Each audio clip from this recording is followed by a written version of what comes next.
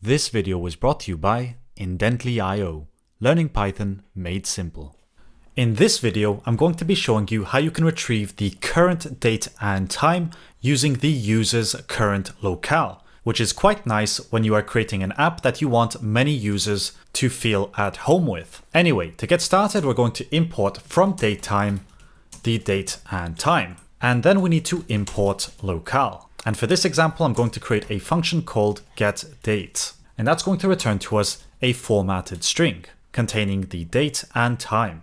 You can also return a date object, but for this example, I'm returning a nicely formatted string that contains the information of the current date and time. Next, we need to create something called user locale, which is going to be a tuple of type string or none, so an optional, then add a comma and do another string or none. And that's going to equal locale.getLocale. And for those of you who don't know how type annotations work, you can safely skip this part. It's not required to make the program function, but if you enjoy the benefits of type annotations, this is how you would annotate it. After we get that user locale, we can now try to set it. So try, and here we'll type in locale.setLocale, and we first need to specify the locale.lctime as the first argument. And this is just a locale setting in Python that controls how date and time information is formatted and displayed according to the user's regional and cultural preferences. And then we need to pass in our user locale.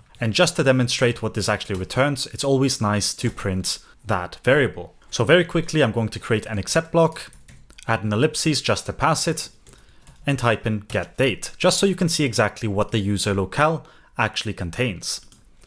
So right now, if we were to run this, you'll see that it's going to first contain the information regarding which language I have my computer in, or my locale, and then it's also going to contain the coding information, or the encoding information. And I just wanted to show you what that was before we move on. So now we can safely delete that and continue with the except block, which is going to catch a locale error.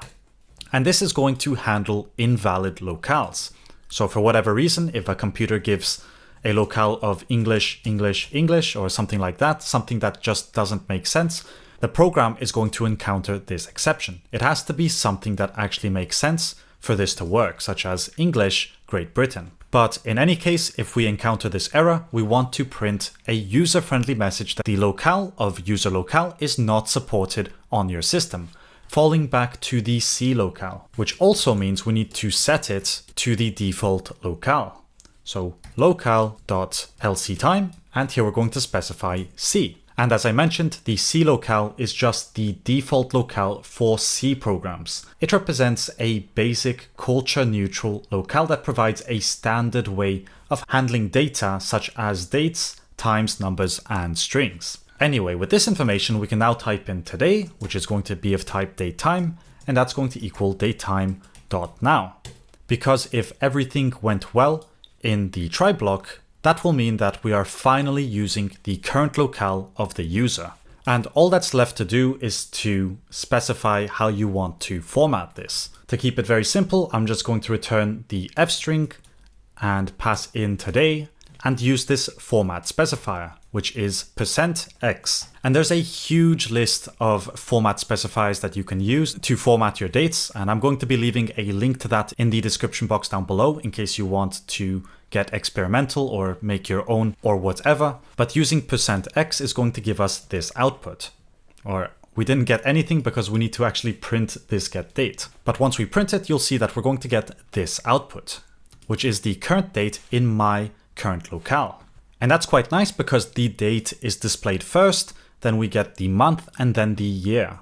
If I did not have this whole block inside here, for example, if I were to just get rid of the locale and pass, you'll see that I'm going to get the American formatting of the date, which would be incredibly confusing if I had something such as 0708. I would think it's the 8th month, not the 8th day. But with the locale, we don't have that issue anymore. We have our date formatted in our current date and time. And to make this even more explicit, we can use %c, and we'll get the full date and time according to the standards of Great Britain. So yeah, that's all it took to get the current date and time in the user's locale.